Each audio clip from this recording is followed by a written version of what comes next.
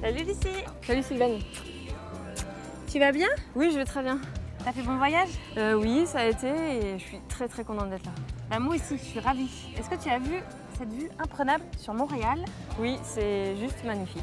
On va faire une petite photo? Oui.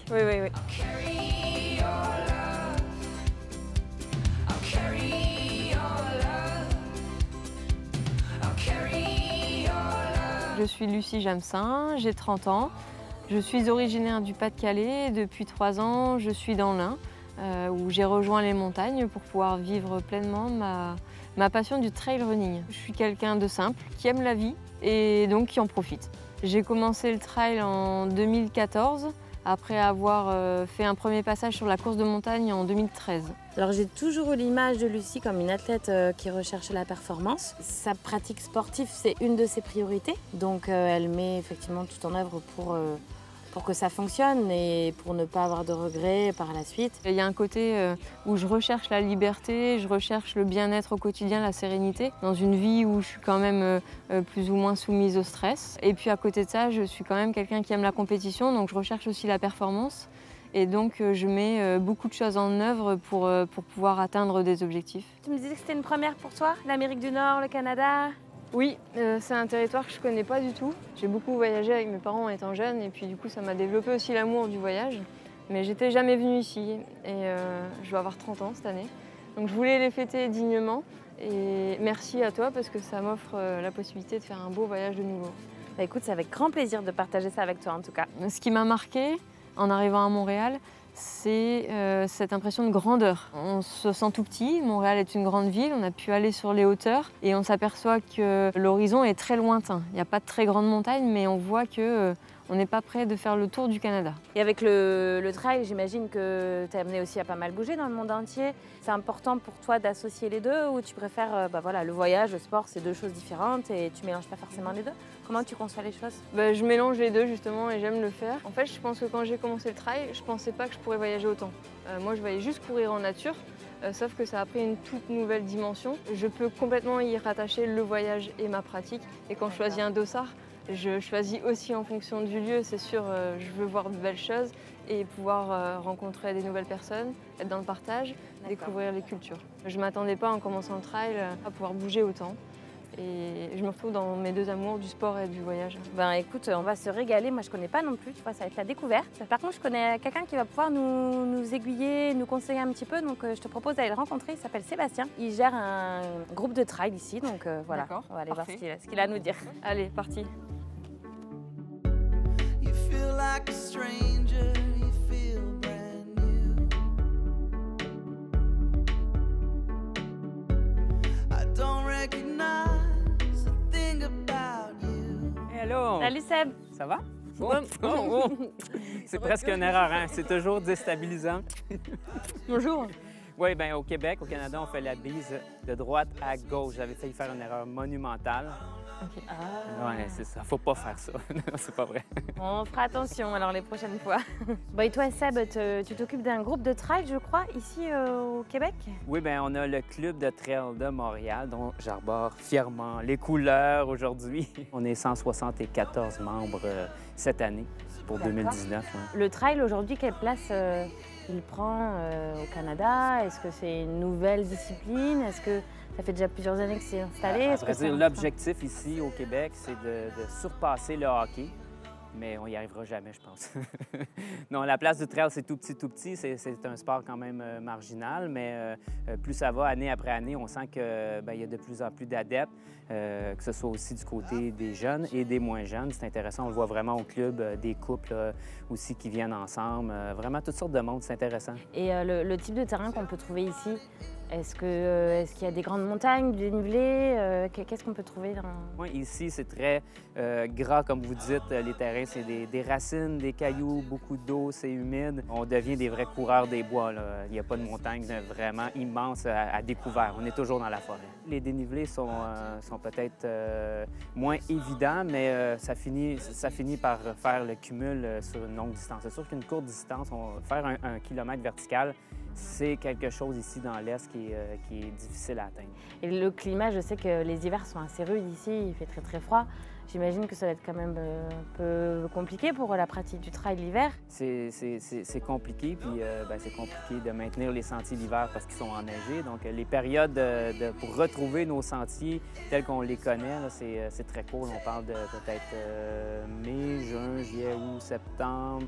À partir de novembre, il commence à faire nuit, la pluie, c'est déjà pas mal derrière nous le meilleur de la saison. Donc, des courtes saisons, mais on en profite au maximum.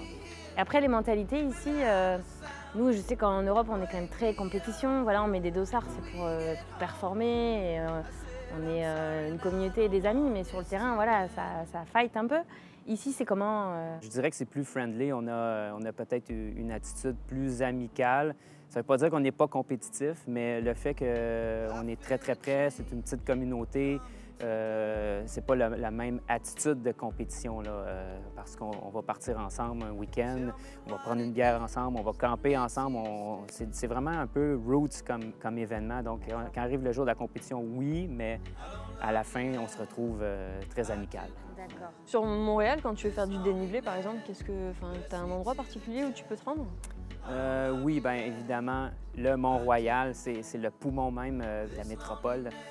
On sort du métro, on fait quelques pas, et puis là, on peut commencer à courir sur la montagne. À une altitude de 100 mètres, vous allez dire c'est pas beaucoup, mais quand on commence à faire le circuit, on peut encaisser un 400 mètres des plus quand on le fait là, 4 fois, de chaque côté, le nord, sud, est, ouest. Et là, donc, on a une semaine devant nous, on va essayer de découvrir un maximum de choses. Est-ce qu'il y a un endroit que tu nous recommandes d'aller où on pourra s'éclater pour faire du trail running? Il y a beaucoup d'endroits, mais moi, j'ai un endroit que je vais privilégier, et c'est Charlevoix. C'est là que j'ai fondé un événement avec Arikana, qu'on appelle, dans Charlevoix. Vous allez vraiment adorer. Dans l'arrière-pays, c'est là qu'il y a les meilleurs sentiers. Très sauvage, sous les arbres, à l'ombre. Donc, s'il fait chaud, vous allez être confortable. Des lacs, des rivières. C'est très rustique. Il n'y a pas beaucoup de monde qui font les sentiers pédestres là-bas. Là. C'est sauvage. Il y a des ours, il y a des lynx. Il y a le carcajou, tous ces animaux-là sont là, mais ils sont cachés toujours. Moi, ça fait longtemps que je vais courir dans cette région-là, puis j'ai vu un orignal, un ours, mais pas tant. Là, Bon, on va peut-être avoir un coup de chance. On sait jamais. Bah, écoute, merci pour tous tes conseils. On va aller découvrir tout ça, on a super hâte. Des petits conseils. On pourrait passer des heures et des heures. Ouais, on va improviser aussi. On va partir à l'aventure et Ouais, on va aller c'est voir ce ça. qu'on aime aussi. Profitez-en. Vous allez passer une belle semaine au Canada et au Québec, je suis convaincu. Merci beaucoup pour tout et puis à très bientôt. Ben oui, bye-bye. Puis là, quel bar vous voulez que je vous embrasse, là? Parce que... faut faire ça du bon côté. Bye-bye. Salut, À la à prochaine. bientôt. Ciao. À bientôt, ciao. See your outline in the dark and hear the blood run in your heart when we're in each other's arms. The stillness of the night is here with all the riot of our fear. Try to reopen our scars, but nothing in this life is real, and time alone won't help to heal. Getting to the hardest part. On s'est éloigné de la civilisation pour s'enfoncer de plus en plus dans des paysages grandioses, avec des grandes étendues. Et c'est vrai qu'on a vu tout de suite le contraste, on s'est tout de suite trouvé sur des terres de trail, quoi. It's tearing me apart. Must be something that I can do. I'm through with chasing scars and howling at the moon. I'm done with being yours. Alors Charlevoix, c'était incroyable cet endroit au milieu de nulle part qui monte tout de suite dans le pentu avec des terrains très techniques. Qui est justement les premiers kilomètres d'une belle course ici, la Arikana Trail. Et c'était une belle découverte. Cette première étape nous a permis de rentrer dans le bain du séjour et de nous apercevoir qu'on n'aura pas des terrains comme on a l'habitude de voir en France. On a pu voir de très beaux paysages, j'ai trouvé ça incroyable. Au sol, c'est beaucoup de racines, des chemins qui sont plutôt en single, plutôt techniques également, quelques rochers parfois. Et en tout cas, quand on prend un peu de hauteur, on se retrouve vite avec des paysages somptueux. Et en plus, c'est un paysage qui est rempli de lacs. Il y a tout le temps beaucoup d'eau autour de nous. Et ça aussi, c'est quelque chose qui est très très beau. Tearing me apart. Must be something that I can do. I'm through with chasing stars. La nature au Canada est très variée et très riche. C'est vrai qu'on se retrouve rapidement sur des grands espaces. On peut retrouver des terrains vallonnés mais sans avoir forcément des grandes montagnes. Donc voilà, on prend de la hauteur et on s'aperçoit tout de suite que voilà, on est sur des horizons très larges. Et c'est là qu'on se rend compte qu'on est sur un territoire vraiment grandiose.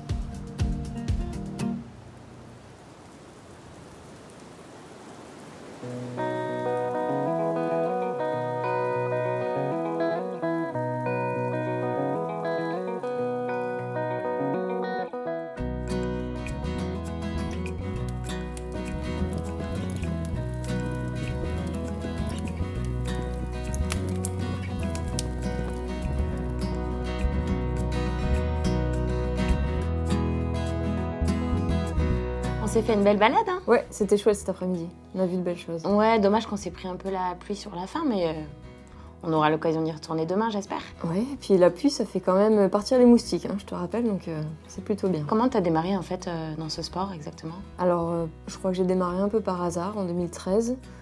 J'étais plutôt sur route depuis 1 an. J'avais repris un peu la compétition d'entraînement sur route. Et puis, par hasard, je suis allée au championnat de France de course de montagne. Je savais qu'il y avait une potentielle sélection en équipe de France. Ouais. Et c'est vrai que dans un coin de ma tête, j'avais ce rêve aussi de rentrer en équipe de France. D'accord. Donc j'y suis allée en tentant ma chance. Je termine 2e, à ma plus grande surprise. Et ça m'ouvre les portes de l'équipe de France. Je vais en stage avec l'équipe et je rencontre Philippe Propa, je rencontre tout un tas de personnes intéressantes et passionnées. Ouais. Avec qui on peut partager, des amoureux de la nature. Et c'est le déclic dans ma tête. C'est là où je décide de vouloir partir en montagne, découvrir de nouveaux paysages. À l'époque, j'avais pas de sponsor. Je suis arrivée avec ma paire de baskets de route. J'avais même pas de chaussures de trail, je savais pas ce que c'était. Et voilà, donc on m'a très vite donné plein de conseils. J'ai pu apprendre énormément durant cette semaine et faire de belles rencontres.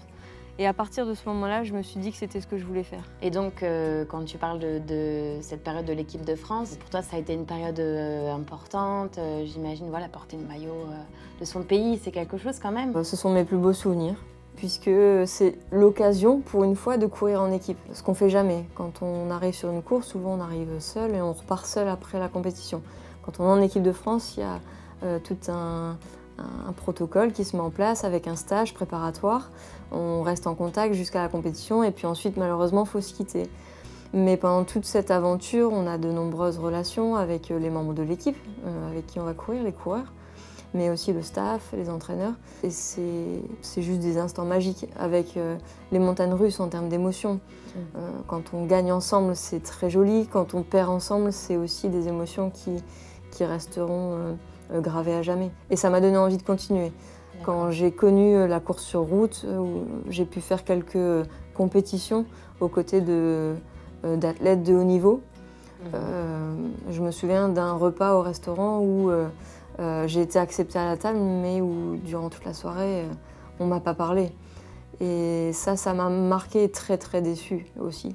Ouais. Je me suis dit, mais plus jamais je veux vivre ça en fait. Pour moi, un bon trailer, c'est d'abord quelqu'un qui va être dans le partage. C'est aussi quelqu'un qui va respecter la nature, puis quelqu'un qui va apprécier d'être là où il est. Il y en a beaucoup qui, quand on est en course, ont du mal à apprécier la beauté, l'environnement, de ce qu'il y a autour de nous. Et je pense que si on fait du trail, c'est tous pour ça.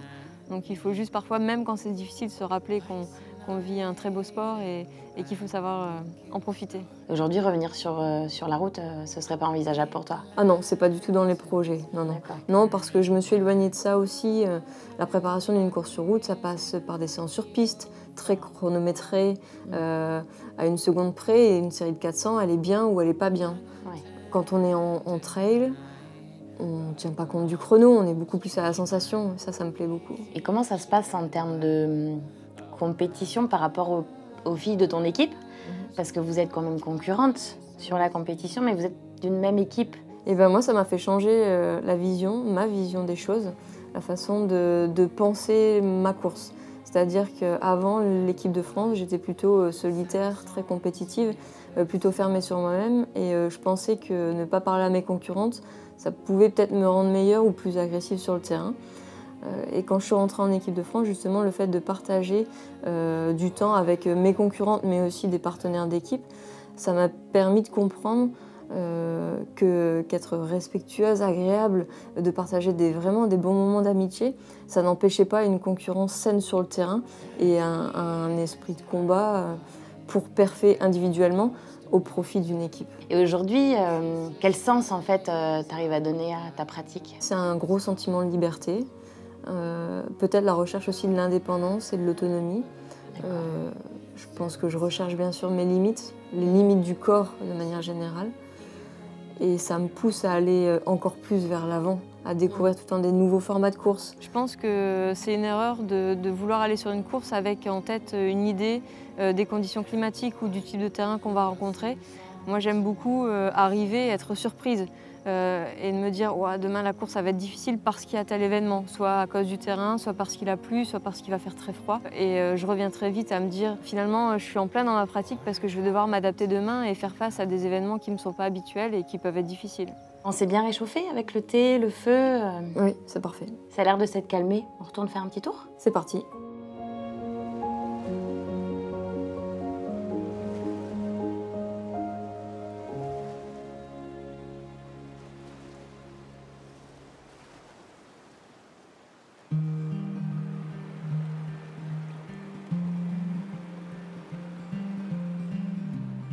Salut, Salut!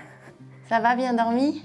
Oui, j'ai passé une très bonne nuit. Ouais, t'as pas trop été gênée par les moustiques? Non, ils m'ont laissé tranquille. Je pense qu'ils savaient que j'avais besoin de bien dormir, donc c'est parfait. T'as de la chance. Bon, on a une belle journée qui nous attend. Oui, On va quitter le territoire de Charlevoix et on va aller sur l'île aux Coudres. ok. Tu connais? Non, pas du tout. Alors c'est une île en fait réputée parce qu'il y a une course qui fait tout le tour. Ok. Voilà, par les sentiers. Donc il y a probablement des beaux terrains de jeu à découvrir aussi là-bas. Et en plus, on va y accéder par un moyen assez original. C'est un sport atypique ici qu'on va découvrir. Ok. Voilà, je t'en dis pas plus, ça va être une surprise. Très bien. On se fait un petit déj et on y va? Ouais, c'est parti.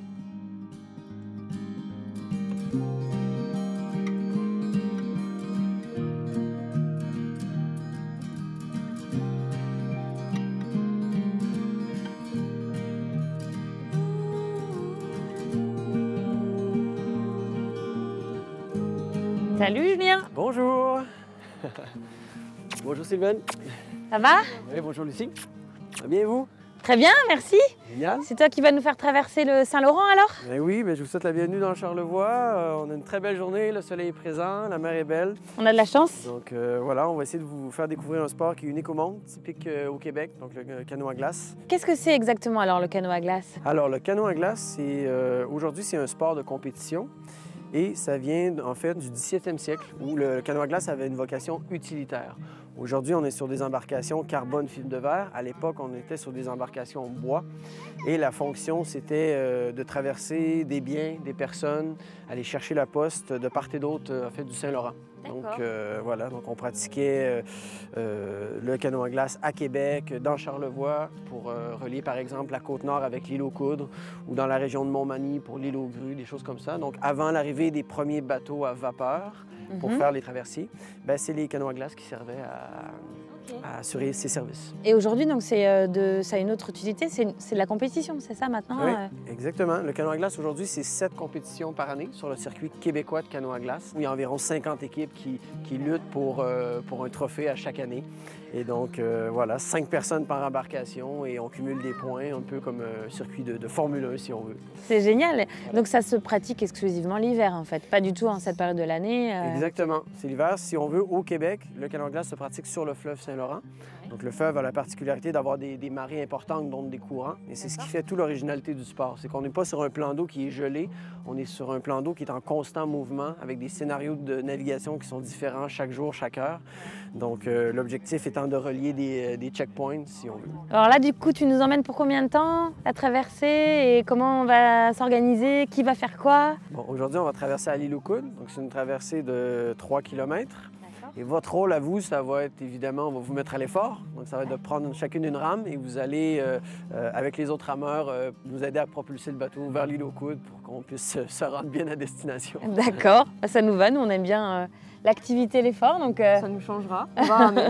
Donc, juste avant de se rendre sur le fleuve, sur l'eau, on va tester en fait les postes de rame. D'accord. S'il y a une d'entre vous qui est disponible, En fait, je l'inviterai à prendre place. C'est pour moi? Allez, vas-y. Donc, simplement embarquer ici dans l'embarcation. Tu peux D'accord. mettre tes pieds, voilà, je te tiens le bateau. T'asseoir sur le siège. Ok. Voilà. Et puis, on va prendre cette rame. On va sortir du bateau. Voilà, comme ça. Et on va la rentrer dans la fourchette. Donc voilà, tu as une main qui va ici, une main qui va ici. Ok. Et on est sur un système de banc coulissant. Donc tes pieds vont aller sur les cale-pieds ici, entre les deux. Voilà. Et l'idée, c'est de pousser avec tes jambes, une fois que tu as mis la rame dans l'eau, pour propulser le bateau, tout simplement. Donc tu vas pousser comme ça, Donc je pousse. comme ça. Voilà, c'est un mouvement comme ça, de va-et-vient. Alors le canot à glace, c'était une super découverte. J'avais jamais eu l'occasion de pratiquer un sport qui y ressemblait. C'est une pratique que je connaissais pas du tout. On a été vraiment bien entourés par une équipe professionnelle qui nous a super bien expliqué, qui nous a fait la démonstration et c'était un vrai plaisir ensuite de vivre l'expérience avec Lucie. C'est comme l'aviron, ça repose sur le synchronisme. Donc tout le monde fait l'effort en même temps et c'est le cumul de la force de chacun qui fait qu'un bateau avance vite ou pas. Une fois qu'on a rentré la rame dans l'embarcation, l'hiver, lorsqu'il y a de la glace, il faut faire une transition. Donc là, on va passer d'un poste de rame à un poste de trottinette.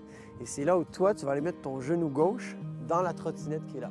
Voilà, c'est bien pour presque du yoga.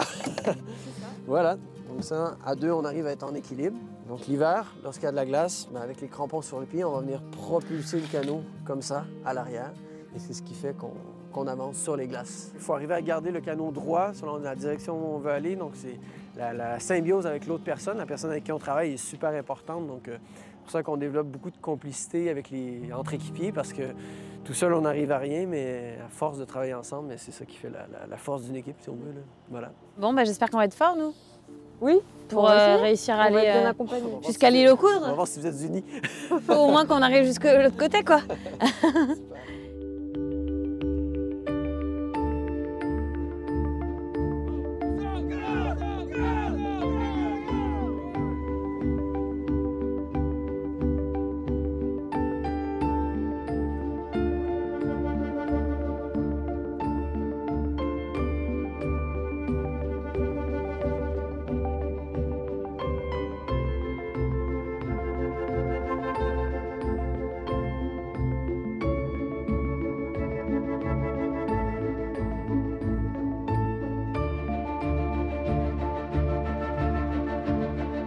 J'avoue que ça me faisait un peu peur de devoir traverser le Saint-Laurent avec ce moyen de transport.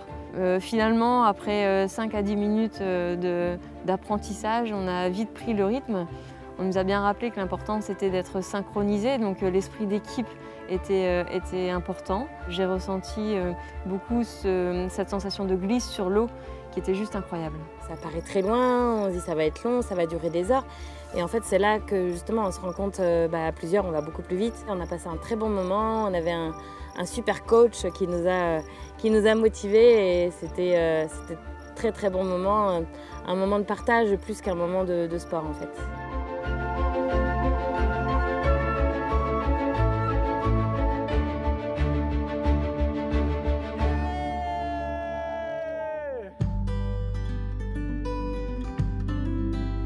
Quelle expérience, quoi!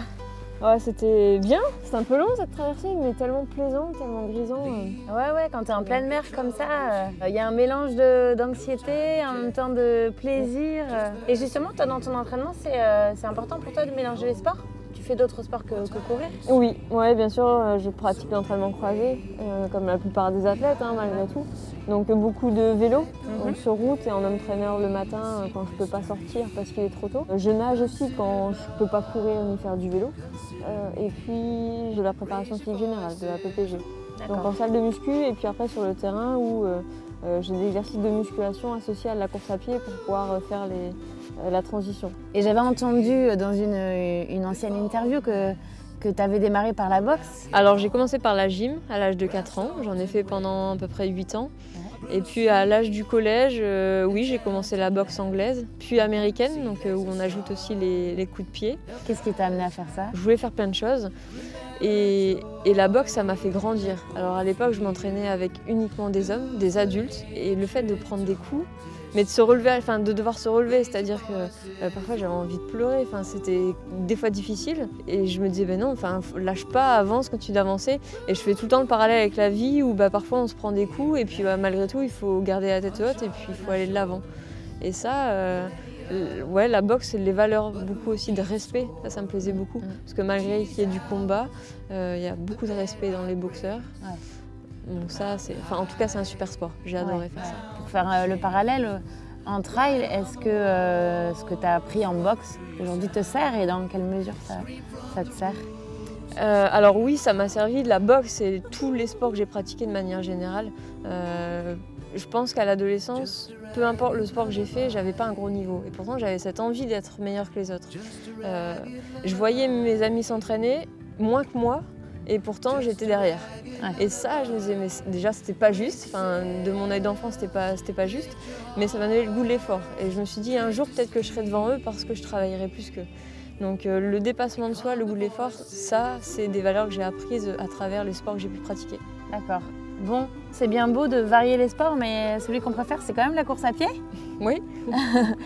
Et là, on est arrivé à l'île aux Coudres et j'avoue que j'ai bien envie de découvrir les sentiers côtiers. On y va? On y va, je te suis. Allez.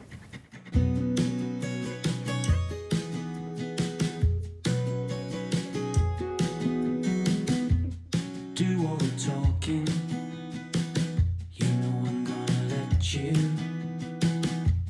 Time is a river, it's flowing in me now.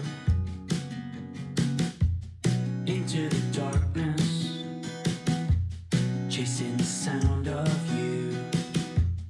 Life is a journey, don't you try and make it on your own. I'm gonna lay here a while, a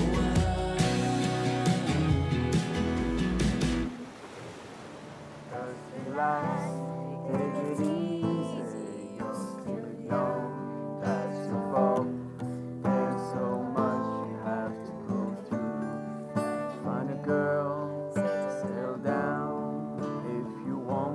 Tout à l'heure, quand on courait sur la plage en fin de journée, on a parlé un petit peu de ton métier, de pompier, qui est un super beau métier et avec beaucoup d'investissement, je pense, personnel. C'est quelque chose que tu as toujours voulu faire étant petite ou il y a eu un élément déclencheur peut-être? Oui, c'est ça. J'ai eu un déclic en fait à l'âge de 13 ans. Mon grand-père allait pas bien, donc chez lui, il avait été retrouvé par un dépanneur qui était venu pour des travaux. Donc on est allé là-bas avant que les pompiers arrivent et puis il était mal en point. Et jusqu'à l'arrivée des pompiers, en fait, je me suis sentie complètement démunie. Je ne savais pas quoi faire puisque je ne connaissais pas les gestes de secours. Et depuis ce jour, je me suis dit que ça ne devait plus jamais arriver. J'ai découvert du coup le métier de pompier et je suis rentrée jeune sapeur-pompier à 16 ans. Et puis derrière, très tôt alors. Ça avait du sens sur le sens civique. Voilà, l'engagement était fort, on nous apprenait des valeurs. Et je savais que même si plus tard j'en faisais pas mon métier, en tout cas ce serait une belle école de la vie, de manière générale. D'accord, donc c'est quand même principalement le fait de pouvoir aider les autres qui te motive, quoi. Oui, c'est ça. Ouais. Clairement, c'était, je voulais mettre toute l'énergie que j'avais au service des autres, me rendre utile en fait, voilà, c'était ça. Et aujourd'hui, ce métier, si on peut faire un parallèle avec ton sport, comment tu arrives à concilier ça avec ta pratique sportive, tes entraînements, comment tu gères tout? Alors, c'est pas évident. Effectivement, le boulot me prend beaucoup de temps, ma pratique également. J'essaie d'être au maximum en équilibre. Donc, je m'entraîne le matin avant d'aller travailler. Ensuite, je travaille à peu près de 8h à midi. Je pars courir le midi donc sur ma pause déjeuner. Ce qui veut dire que j'ai à peu près 10 minutes pour manger et 5 minutes pour me doucher. Et je reprends à 14h jusqu'à 18 ou 18h30 à peu près. D'accord. Donc ton travail, le sport, comment on arrive à avoir une vie perso à côté de ça? Une vie de famille, ça laisse pas beaucoup de temps pour les loisirs, quoi, pour aller au cinéma, pour aller au restaurant. C'est vrai, ça laisse peu de temps. Bon, j'ai fait le choix aujourd'hui de m'orienter vraiment vers une pratique qui prend du temps et de me donner les moyens de m'investir au maximum dans cette pratique. Donc il y a moins de ciné, il y a moins de sorties entre amis. Mes amis sont plutôt aussi des trailers, entre guillemets. Donc je passe beaucoup de temps avec eux et je ne suis pas quelqu'un qui aime beaucoup sortir le soir. Déjà avant de courir, je ne sortais pas énormément, même les week-ends. Donc c'est un rythme qui me va bien. Finalement aujourd'hui je suis quand même dans ce que j'aime. Voilà, j'ai pas l'impression de me priver, j'ai pas l'impression non plus de faire des sacrifices. Au contraire, j'ai l'impression de profiter à 200% de ma vie comme je l'aime. Et aujourd'hui tu mets tous les moyens en place pour réussir, pour performer. Si un jour tout ça s'arrête dans le sens où tu te rends compte que tu progresses plus, est-ce que tu vas persévérer en disant que tu as encore peut-être de l'avenir ou est-ce que tu verras peut-être la pratique autrement? Je sais pas comment. Je pense que je resterai amoureuse malgré tout du sport en général et d'autant plus de la pratique du trail, du fait d'être en nature. Maintenant, si demain tout devait s'arrêter, je pense que j'aurais pas de regrets en tout cas. Je veux pas me priver aujourd'hui dans l'espoir de faire quelque chose demain. Je préfère vivre au jour le jour et profiter de ce qu'on m'offre ou des opportunités. Et puis ma foi, on verra si dans 10 ans il faut tourner une page ou demain, mais en tout cas j'ai 30 ans et j'ai énormément profité, peut-être plus que certaines personnes durant toute une vie et je pourrais partir tranquille, quoi. Et aujourd'hui une vie sans course à pied, tu l'envisages? Oui, je l'envisage, ouais, je l'envisage, mais je pense que je me trouverai une autre passion. Je suis quelqu'un qui vit plus de passion que de raison parfois et j'ai besoin d'approfondir, d'être curieuse, de découvrir. Donc je pense que si demain j'arrête de courir, je trouverai bien une autre occupation qui me prendra tout mon temps aussi, c'est sûr. J'ai l'impression qu'il y a une petite soirée qui s'improvise auprès du feu. Ça me dit bien d'aller les rejoindre. Super. Ça te dit? Ouais. Ouais, allez.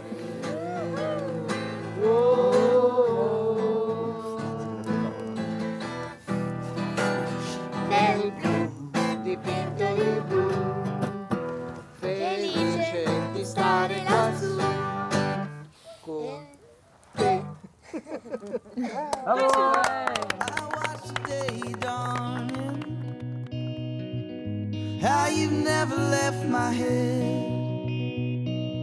Oh, Carolina, won't you be a friend of mine? Oh, Carolina, won't you be a friend of mine? Le parc des Hautes-Gorges, c'est un endroit qui paraît assez sauvage, comme ça, au premier abord. On arrive, il y a la rivière, il y a des petits singles, le bord de la rivière où on peut courir en sentier. Et en fait, on se rend compte que c'est assez accessible. Pour les trailers, c'est un endroit magique parce qu'on peut courir sur plein de kilomètres. On prend un peu plus de verticalité. Les paysages se dessinent, on découvre une rivière tout en bas. Et encore une fois, on se retrouve sur des chemins qui sont plutôt très techniques, avec beaucoup de pierres. Et des single tracks, un environnement exceptionnel pour un trailer. Carolina, won't you be a friend of mine? Oh, Carolina,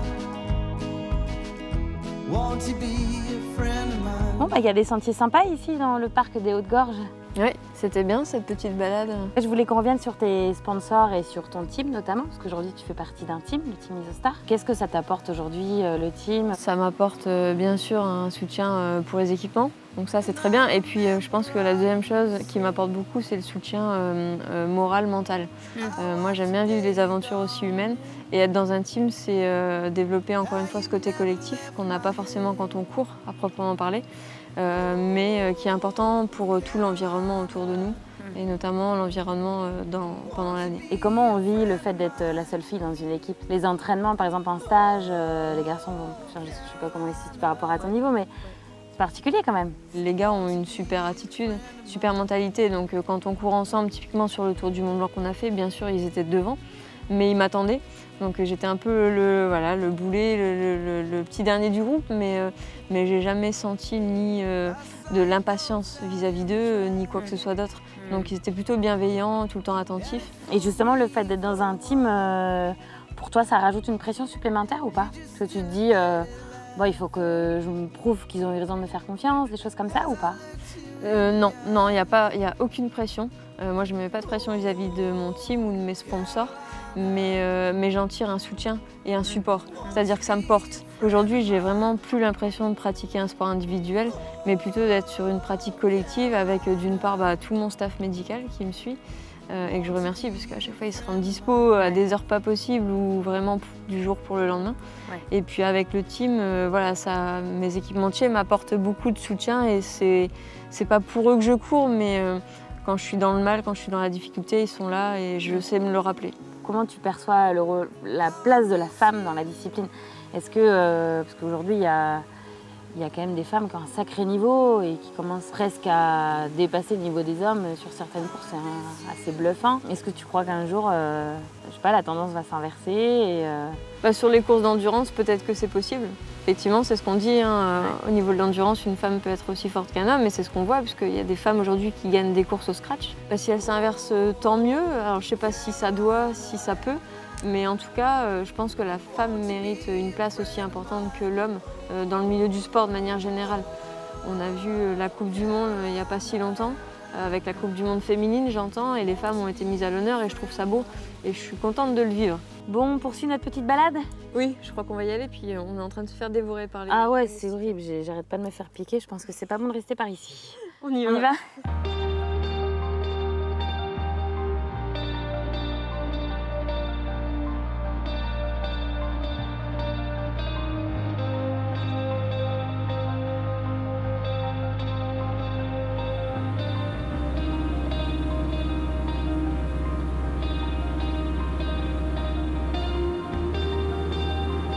Dire qu'on va aller voir des baleines, ça fait toujours rêver. C'est un animal qu'on voit très rarement, c'est un animal majestueux.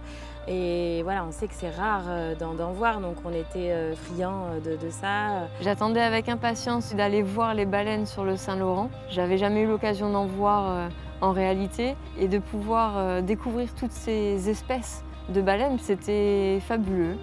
Je pense que ça restera un agréable souvenir du séjour au Québec. C'est un petit moment qu'on gardera en mémoire et qui marquera notre séjour au Canada.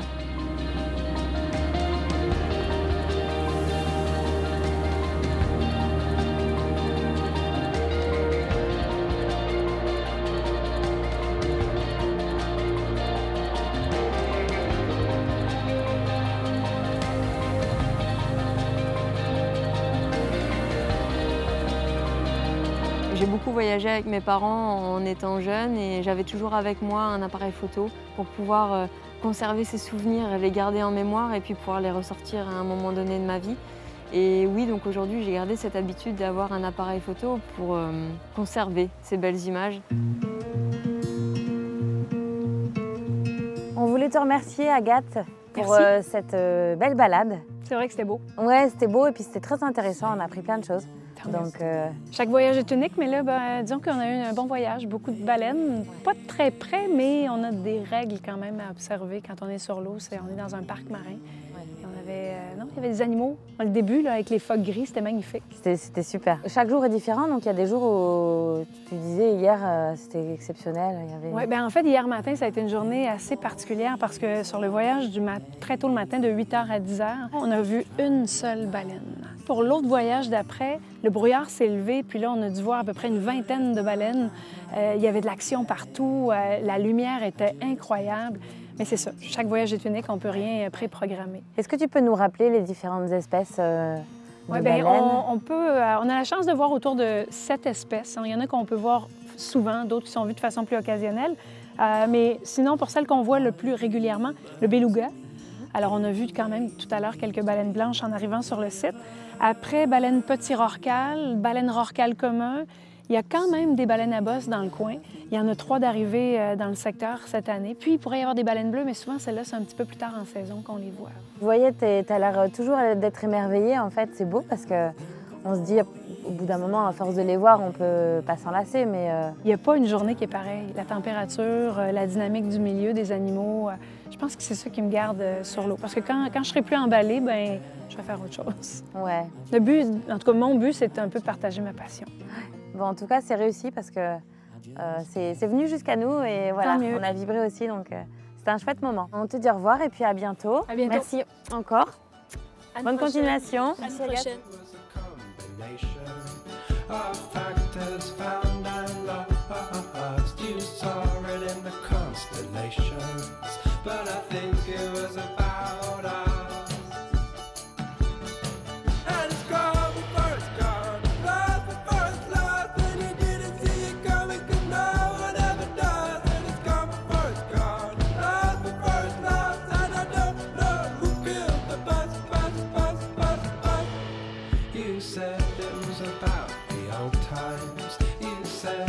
C'est clairement un endroit qui peut faire rêver les trailers et les amoureux de la nature. Il y a des beaux singles, il y a des bords de lacs, il y a des montagnes où on peut grimper. Incontestablement, c'est un endroit où on peut se régaler pour faire du trail running. Très souvent, quand on parcourt les chemins, on ne s'attend pas au détour d'un virage à voir un panorama qui s'ouvre à nous d'un seul coup et qui est totalement inattendu. Et forcément, ça marque la vue, ça marque l'esprit. C'est très très joli.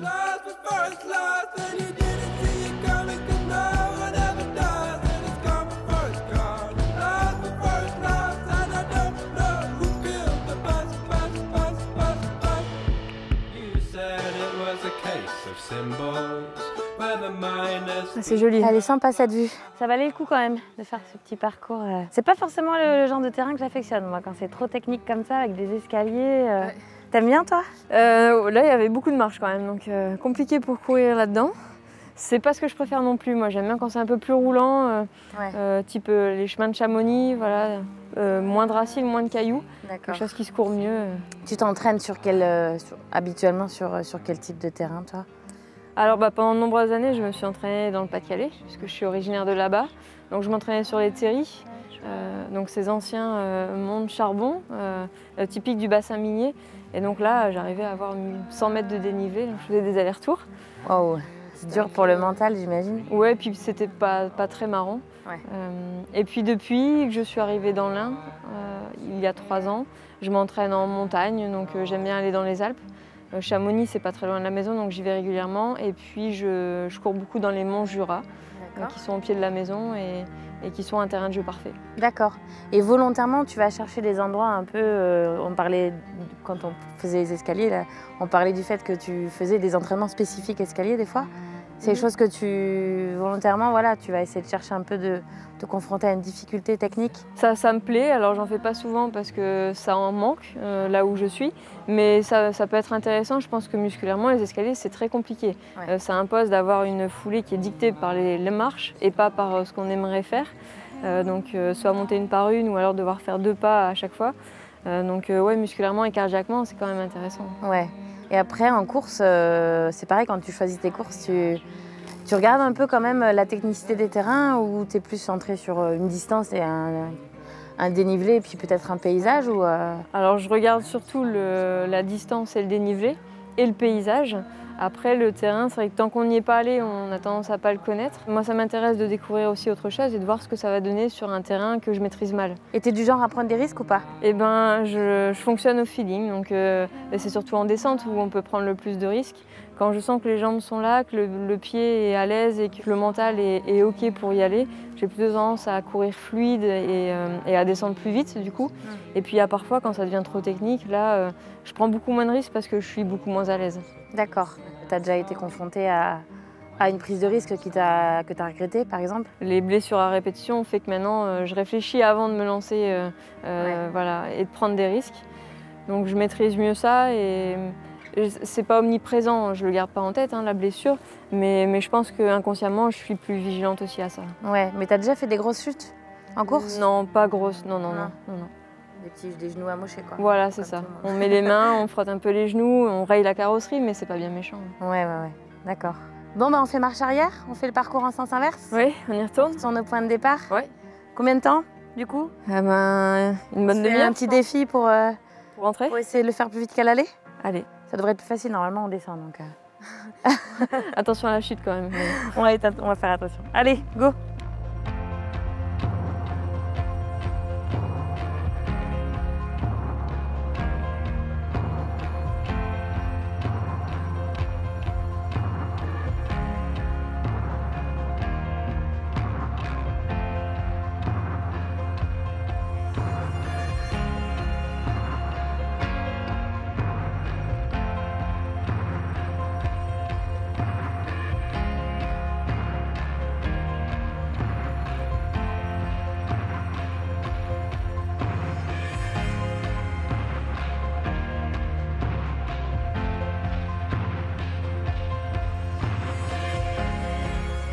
Le trail running nous amène à voyager beaucoup et à découvrir bien sûr des sentiers, des parcours, des panoramas, mais il n'y a pas que ça. Par exemple ici d'aller voir les baleines, c'était important de le faire et de découvrir un sport comme le canot à glace qui est juste exceptionnel et qu'on ne verra pas en Europe.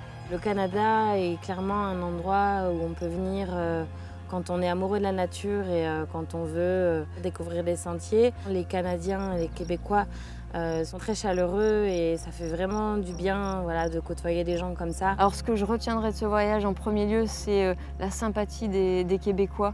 On a vraiment été accueillis à bras ouverts partout où on a été. On a mangé, dormi comme des rois et ça nous a permis de découvrir une multitude de choses et une belle facette, je pense, du Canada.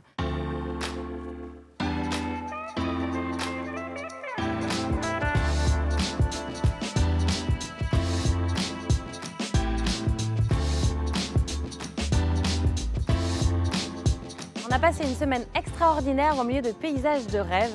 Je crois qu'il est temps de vous présenter la personne sans qui tout cela n'aurait pas pu être possible, femme de l'ombre, Marlene. Oui. Merci d'avoir été avec nous. Grand merci pour l'accueil. Voilà, on a passé une semaine incroyable. Ça fait tellement plaisir. J'espère que vous avez fait un beau voyage. Oui, ça va vous donner... Excellent. Oui, ah, merveilleux, excellent. Donc, j'ai essayé de vous montrer les plus beaux coins de Charlevoix. On a eu un bon condensé, je pense, de toutes les belles choses, de plein de belles choses qu'on peut voir ici. Et nous, on s'est rendu compte que voilà, on pouvait pratiquer notre sport à volonté ici et voilà, avoir un mélange de plein de natures différentes. Donc vraiment, on reviendra. Ah, merveilleux. Je suis contente d'entendre ça. Et toi, donc, tu es bien investie dans la discipline hein, ici au Canada, je crois, parce que tu es organisatrice d'une course.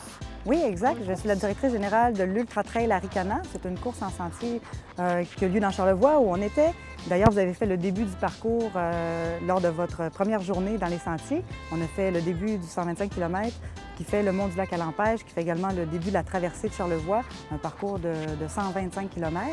Puis c'est un événement qui existe depuis 8 ans et qui permet aussi de collecter des fonds pour la Société canadienne de la sclérose en plaques. Donc c'est un événement également caritatif. D'accord. Ouais. Ben, en tout cas, on te remercie encore chaleureusement pour cette semaine passée. Voilà. Grand merci. C'est tellement gentil, merci. Quel plaisir. Non, merci Marlene. À la prochaine. À bientôt. À très j'espère. bientôt. Merci. Prends Bon soin de voyage. toi. Ciao.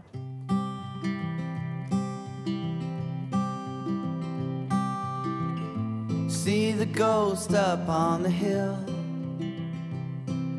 Bon voilà, l'aventure touche à sa fin. Ouais, ça y est. Tu as apprécié? Ouais, j'ai apprécié, c'est passé hyper vite en fait. On a vu tellement de belles choses, ça a été hyper intense et waouh, Ouais. ça donne envie de revenir. Ouais, c'est sûr. Et c'est un endroit où tu te verrais vivre ou pas? Je pense. Ouais, je prendrais bien mes valises pour venir ici. En plus, ils parlent français, donc c'est quand même beaucoup plus facile que dans certains pays. Et c'est tellement beau, tellement grand que je pense qu'il y a plein de belles choses à faire ici. Ouais. La fin de saison, comment elle va s'articuler? On va te voir sur quelle prochaine course, grande course. Quels sont tes gros objectifs à venir là du coup? Alors le prochain gros objectif à venir, c'est la CCC. Donc fin août à Chamonix, bien sûr, pour un 100 km. Mon premier 100 km. Ouais. J'espère que ça va bien se passer. Et puis j'aimerais bien refaire un petit détour au Templiers, une course que j'affectionne beaucoup. Voilà, peut-être une Saint-Élion, je sais pas, je verrai bien comment ça se dessine sur la fin d'année. Et après, pour plus long terme, est-ce que tu as déjà réfléchi à une suite de carrière avec une évolution peut-être dans les distances? Je sais pas. Comment tu te vois évoluer dans la discipline aujourd'hui? Je me vois évoluer vers du plus long, du 100 bornes, peut-être de l'ultra progressivement. En tout cas, c'est ce vers quoi je veux aller. D'accord, donc tu te vois faire un UTMB, une diagonale des fous Exactement, j'aimerais commencer par un UTMB, je pense que c'est beaucoup plus facile, même si ça reste très compliqué. Et puis des grandes courses, aujourd'hui ça se multiplie, donc il y aura vraiment de belles choses à faire, je pense, en ultra. Ouais. Équipe de France, est-ce que c'est dans tes projets de retenter une sélection, reporter le maillot bleu-blanc-rouge? Oui, j'aimerais beaucoup. J'y suis très attachée et bien sûr, j'aimerais y retourner. Sur des longues distances plutôt. Je pense que le format 85 km sera conservé dans les prochaines éditions des championnats du monde. Et c'est plutôt sur ce format que j'aimerais être sélectionnée. Oui. D'accord. Et la course de montagne, tu l'as mise complètement de côté? Non, je le prends toujours. Je suis née, je suis née en tant qu'athlète grâce à la course de montagne. Et encore une fois, j'y suis attachée. Je la dénigre pas. Je suis moins performante sur ces formats courts aujourd'hui et puis ça court très très vite. Il y a une densité qui commence à se créer aussi en course de montagne. Donc je ne le laisse pas tomber, mais quand je vais sur une course de montagne, je le compte comme une préparation, une belle séance en intensité et puis une occasion pour aller se faire un petit peu mal aux jambes et au cardio. D'accord, bon. Bah, écoute, on va suivre en tout cas ta carrière, la suite de ta carrière de près. Et puis j'espère que ça va bien se passer pour toi sur ces prochains objectifs. C'est gentil.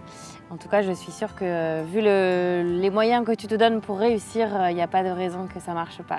Donc un grand merci d'avoir été disponible cette semaine pour nous. C'était un plaisir de partager cette aventure avec toi. Et on se reverra sur des prochaines courses. Bah, écoute, c'était vraiment un plaisir partagé. Encore 1000 merci à tout le monde pour m'avoir permis de vivre ça. Voilà, vraiment, c'était un beau cadeau d'anniversaire pour mes 30 ans. Avec grand plaisir. I don't need you next to me. Goodbye hurt, goodbye pain. I don't need you in my veins. Goodbye love, goodbye sin. I don't need that voice within anymore.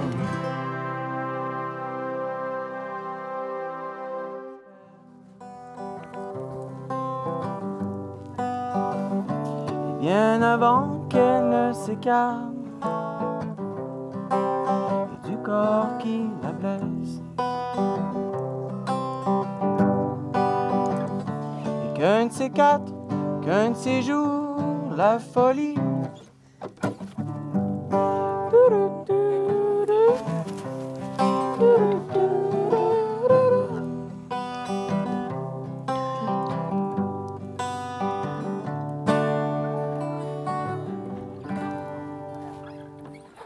Bravo! Daniel Bélanger.